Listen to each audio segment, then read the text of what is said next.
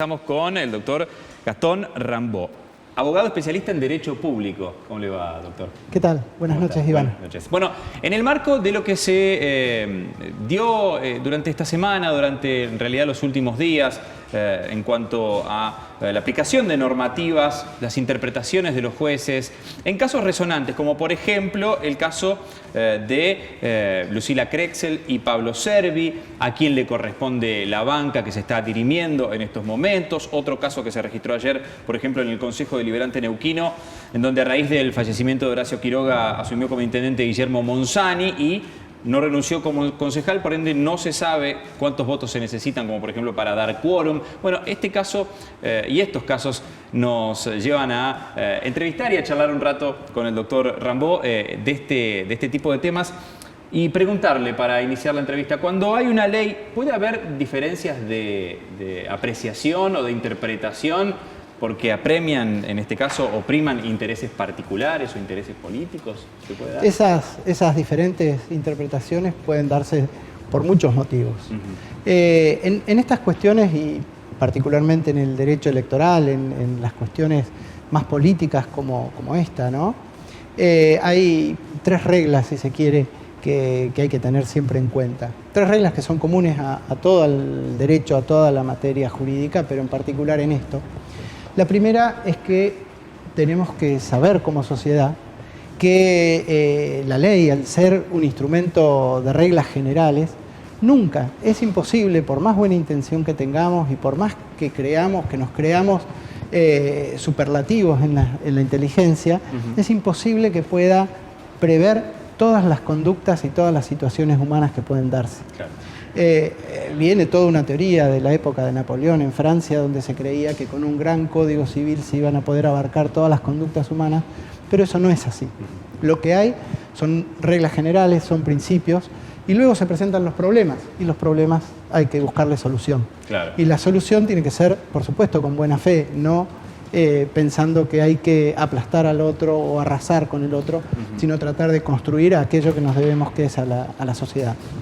La segunda de estas reglas o principios es que el cargo no es de las personas, sino que es al contrario. Los cargos convocan, llaman a las personas y las personas se brindan a los cargos.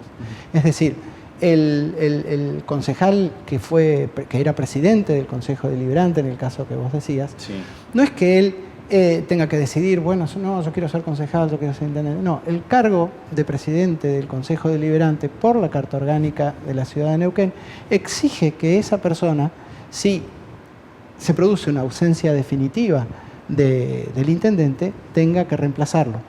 Pero a su vez, ese concejal ha sido electo por el pueblo de la Ciudad de Neuquén por 4 años. Entonces, tampoco es que su ausencia va a ser definitiva, sino que va a ser una ausencia de 1 mes y 10 días. Es como una ausencia por enfermedad, quizá. Claro. Es una ausencia transitoria. Entonces, insisto, el cargo de intendente lo convoca a esta otra persona, lo llama. No pertenece el cargo de intendente, ni pertenecía a quien era intendente antes, ni pertenece a quien es intendente ahora, sino que la persona se brinda a ese cargo conforme las reglas. Y hablando de reglas, está la tercera o el tercer principio, que es un principio que hace a la seguridad jurídica en general, pero en materia electoral es fundamental, y es que las reglas que se proponen a la sociedad no pueden ser cambiadas después de jugar el partido. Claro. Es decir, una vez en derecho electoral, el partido es la elección. Una vez que la ciudadanía, el elector, que es el soberano, expresó su voluntad, no se pueden intentar cambiar las reglas. Esto en uno de los fallos, en todo este entrevero que se produjo entre la señora Krexel y el señor Servi, en uno de los fallos de la Cámara Electoral Nacional, me parece muy bueno, cuando dice, ni siquiera los jueces podemos entrar a definir lo que se decidió en una alianza electoral. Fíjate vos que no había habido una impugnación. Fue la juez electoral de Neuquén la que de oficio dijo, no, acá no puede ser esta persona candidata y la sacó. Y la Cámara dijo, pero bueno, pero si se pusieron de acuerdo los partidos, fueron a elecciones y los electores votaron, ¿por qué los jueces nos vamos a poner por encima de eso y vamos a resolver que no puede ser candidato?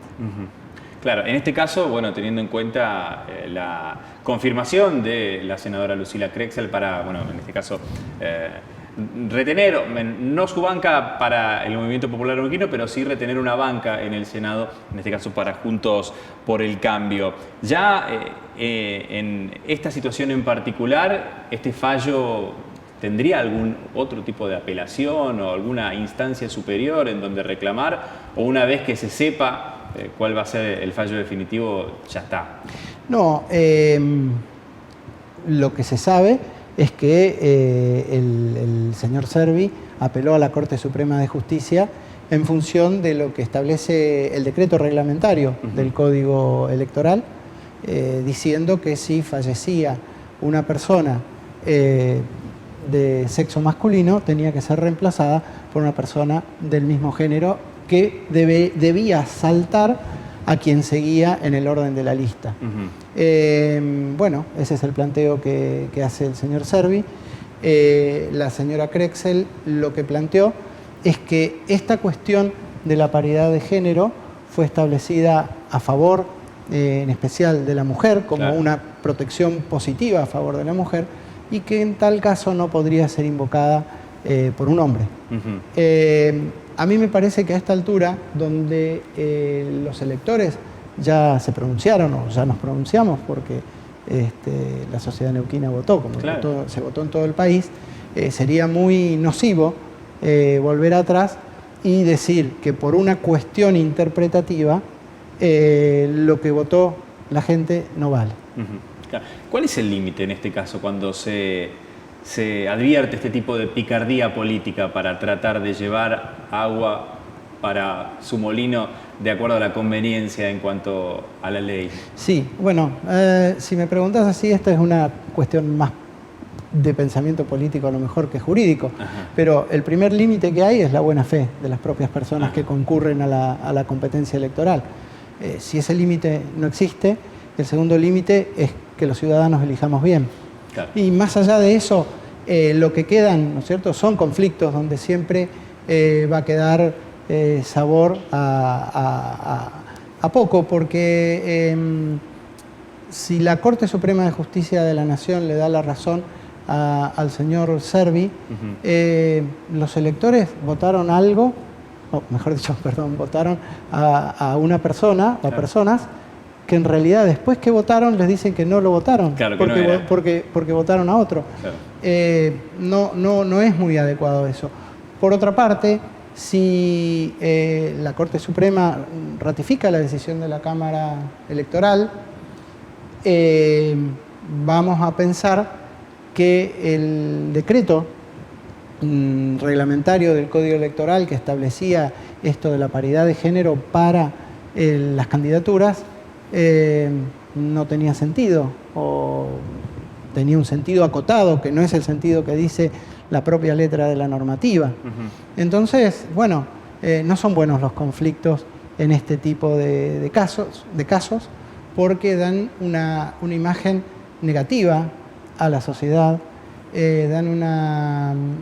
generan el descreimiento en las instituciones, y me parece que si el día antes de las elecciones los dos candidatos dijeron, bueno, esta va a ser la lista, consentimos lo que dijo la Cámara Electoral, lo que se hizo un día después de que la gente se pronunció no es lo adecuado.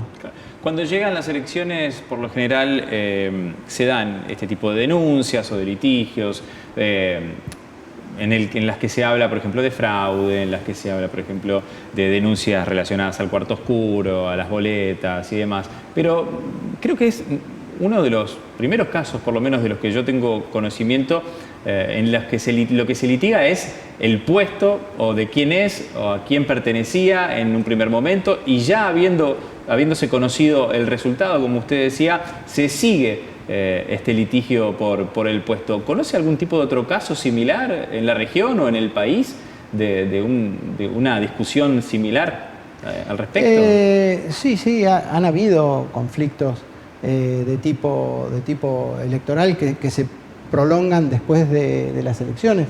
El caso, creo que fue el caso Patti hace muchos años, había sido electo, bueno, tuvo una serie de vicisitudes posteriores a la elección. Claro, por una cuestión judicial, porque él estaba encarcelado, exacto, estaba preso. Exacto. estaba procesado. Ya está procesado, exacto. Entonces en el Congreso no se le quería tomar el juramento para que asuma. La justicia primero dijo que sí, después dijo que no. Bueno, una serie de cuestiones, pero pasa. Bueno, ese fue un caso muy particular porque había cuestiones bastante profundas en juego. Pero una situación tan cruda de interés por el cargo como esta, bueno, yo creo que a medida que pasa el tiempo y se van generando conflictos en nuestra sociedad, con mayor crudeza vemos que no se cumple esa segunda regla que yo te mencionaba hoy, de que los cargos no son de las personas, sino que las personas se tienen que brindar a los cargos. Exacto.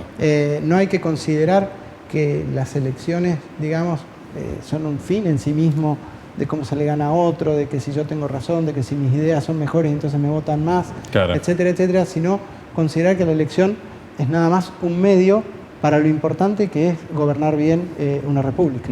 Entonces podemos hablar, y esto más a título personal se lo pregunto, de que este tipo de debate se da dentro del marco de nuestra calidad, podemos decir, como argentinos, o calidad de políticos que tenemos en la Argentina, este tipo de situaciones.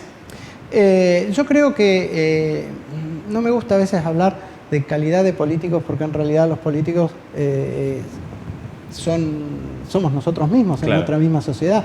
Nosotros no somos una sociedad de castas en la que hay determinadas personas que nacen y van a ser políticos y están separados del resto, sino que son las mismas personas que conviven con nosotros todos los días, que se dedican a la política por vocación, porque creen que porque creen que pueden llevar adelante un proyecto de vida haciendo política, sirviendo a los demás. Claro. Yo creo que es reflejo de la poca calidad institucional que existe en nuestra sociedad en general, en todos los niveles, en los niveles de convivencia, en algo tan común que padecemos todos los días, que es el tráfico. Claro. Por decir, ¿no es cierto?, siempre uno desde la actividad propia siempre entendió que el tráfico es una actividad social de colaboración, y nosotros en nuestra sociedad la hemos transformado en una actividad también de competencia. Claro. A ver quién pasa primero cuando llega a la esquina, a ver quién se le adelanta al semáforo. ¿Quién tiene razón, claro, en las normas de tránsito? Sí, se transformó en algo de competencia cuando en realidad tendría que ser en una actividad de colaboración, porque justamente es un intercambio que se hace, está bien, uno va dentro de un auto, pero es un intercambio que se hace con cientos de personas cada día que vamos transitando por una misma calle que es pública.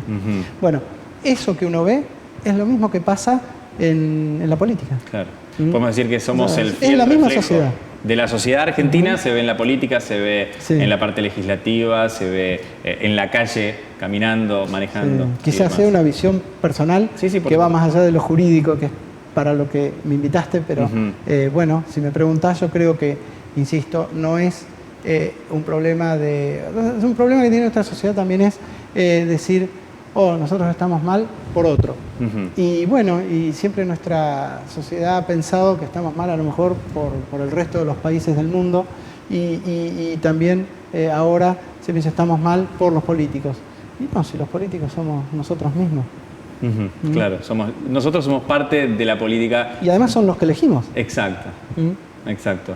Dentro de casos como por ejemplo el que también viene dándose y viéndose en los últimos días, que tiene que ver con el acróstico que apareció típico de Machirulo en un fallo y demás, ¿considera que allí también está metida esta discusión o este debate de cómo somos los argentinos?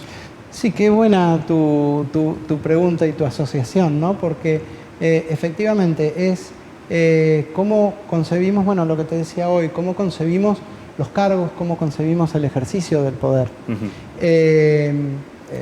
Quien ejerce un cargo público y un cargo de semejante poder como juez, yo entiendo que tiene que ceñirse las funciones de juez, y tiene facultades incluso para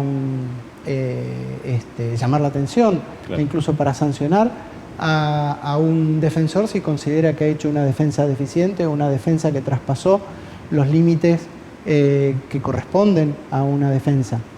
Lo que entiendo sí que no se puede hacer con la utilización de un cargo de semejante poder es agredir de modo encriptado, de modo solapado a un abogado que está ejerciendo su función, porque el defensor público en principio tiene que defender. Todas las personas en nuestra sociedad tienen que tener un defensor, porque ese es el sistema, resuelve el juez, tiene que haber un equilibrio entre quien acusa y quien defiende, y entonces hacer una agresión semejante a un abogado que está ejerciendo un cargo público también, que es el de defensor, me parece que no corresponde a las funciones tan importantes que tiene que tener un juez. Es la utilización del poder para una cosa distinta de la finalidad que la sociedad le dio a ese cargo para que ejerza. ¿Considera que en este caso, teniendo en cuenta lo que usted decía, bueno, una falta de respeto o una situación en la que se agrede a un colega o que se agrede a un defensor, el fallo tendría que ser revisado, este fallo, teniendo en cuenta esta situación? Son cosas totalmente distintas. Son cosas absolutamente distintas. Yo creo que esta picardía, esta astucia de corto alcance, digamos, no implica o no lleva de por sí a la nulidad del fallo. Yo sí creo que es una falta importante. Yo creo que no es simplemente una falta de respeto, porque lo que llama la atención es la forma pícara o solapada de la agresión, ¿no? No es que de frente yo digo, no, bueno, usted llevó adelante la defensa de un modo tal o cual que merece mi reproche, claro, como autoridad que voy a resolver su caso. Sino que nadie se daba cuenta, ni siquiera se dieron cuenta, me parece, supongo, los otros dos jueces que firmaron la resolución. No, de hecho, entrevistamos a la jueza Lorenzo y ella nos dijo que fue pura exclusividad de ella la responsabilidad de haber incluido ese acróstico en la... Por eso, a mí, y además me entristece también, porque me parece que es una persona muy capaz y con muchos conocimientos jurídicos y demás. No sé qué pudo pasar como para aprovechar, y es verdad, aprovechar el cargo que se tiene para hacer semejante cosa. ¿Considera que es paradójica esta situación, que por el afán tal vez de la jueza, el afán personal de la jueza de querer transmitir un mensaje dentro de un fallo, se termine afectando a la víctima tal vez? No lo sé, Iván. No sé las motivaciones personales, ni tampoco uno puede entrar en eso. No, lo que ve es el hecho, lo que ocurrió. Y la verdad que, bien o mal, todos los abogados intentamos cumplir con nuestra función. A veces no lo hacemos tan bien, a veces lo hacemos mejor, pero me parece que si no lo hace bien, uno lo que espera del otro, de la autoridad en ese momento, que es el juez, es que se lo diga, y se lo diga como tiene que ser. Claro, que se lo diga en los términos de la ley. Exacto. Muy bien, estamos charlando con el doctor Gastón Rambó, él es abogado especialista en Derecho Público. Le agradecemos mucho la entrevista, le agradecemos mucho, por supuesto, el tiempo que se ha tomado para charlar con nosotros y venir al piso. No, al contrario, gracias a ustedes, y espero haber podido aportar algo para entender estas cuestiones tan difíciles que a veces la gente queda mirando y qué pasó acá. Sí, muchas veces uno trata de llevar al llano este tipo de cuestiones o de fallos o de litigios entre personas, como para que la gente que está en la casa, el oyente de la radio o el televidente del canal, pueda entender o hacer un análisis un poco más profundo. Por eso invitamos a personas como usted para que nos cuente un poco mejor estas situaciones. Por eso le agradecemos el contacto. No, a ustedes. Muy bien.